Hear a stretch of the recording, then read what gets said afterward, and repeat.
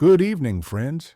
Settle by the fire, where the flames stir memories of home-cooked love.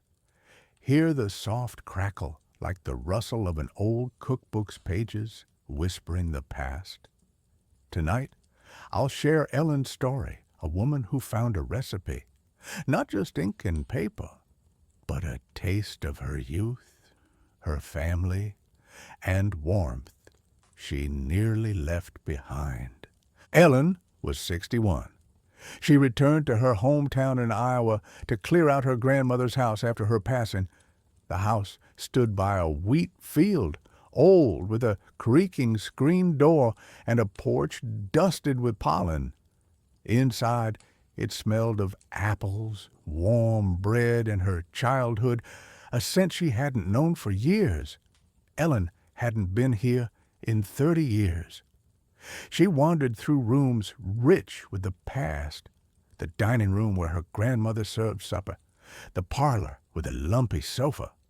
In the kitchen on a shelf, she found a cookbook, worn with a flour-stained cover, holding a handwritten recipe for peach pie they made as a child. Ellen turned the pages, and the soft rustle carried her back to the 70s. This book was their ritual, a symbol of days when her grandmother taught her to nurture with love.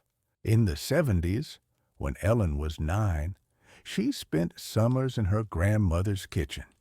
Her grandmother, with silver hair and a flowery apron, always smelled of sugar. On weekends, they baked, and she'd guide Ellen's hand, saying, "A recipe's just love written down, Ellen. Share it." They made pies for neighbors, left baskets of rolls at the church, and she'd say, "Feed folks, and you feed their hearts." Ellen loved those days, dreaming of being a teacher. But one day, she nearly turned from her grandmother's lessons. In the summer of 1974, caught up with new friends, she skipped their baking. "This is boring," she huffed and ran off. Her grandmother didn't chide, but her eyes dimmed. Later she said, "Love takes time, Ellen, but it's always worth it." Ellen stayed silent, a pang in her chest. That moment stuck. Ellen spent less time with her grandmother, chasing friends and dreams of a wider world. She moved to Des Moines, became a librarian, built a career. Kitchen afternoons faded. Her grandmother sent letters tucked with recipe cards. "Ellen, try the pie. It's waiting," she replied briefly, caught in work. When her grandfather died 20 years ago, she came to the funeral, but left fast.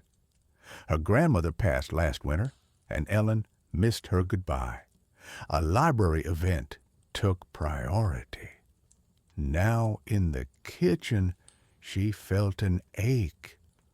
She'd lost not just her grandmother, but her lessons about care, sharing, and the home she left for ambition. By the fire, Ellen held the cookbook. Its pages were soft, heavy with memory. She flipped them, and the rustle brought back those summers.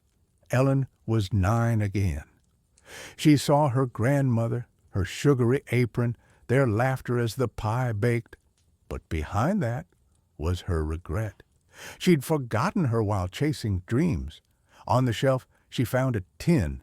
Inside were her childhood drawings, her grandmother's letters, and a note written before her death. "Ellen, you were my recipe," she wrote. "The pie was us. Keep baking." Beside it was a photo. Ellen and her grandmother at the table with the cookbook. Ellen smiled, her eyes misty. She realized her grandmother always waited, even when she drifted, and her lessons still warmed her heart. Ellen didn't sell the house. She fixed the screen door, set the cookbook on the counter, and every Sunday baked pies for neighbors, remembering her grandmother. She started teaching kids to bake. sharing her recipes like her grandmother did. Ellen wrote a letter to her grandmother full of words she hadn't said. You taught me to care.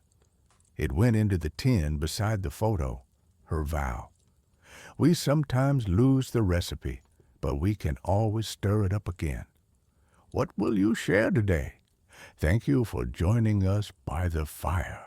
Subscribe for more stories that warm the soul.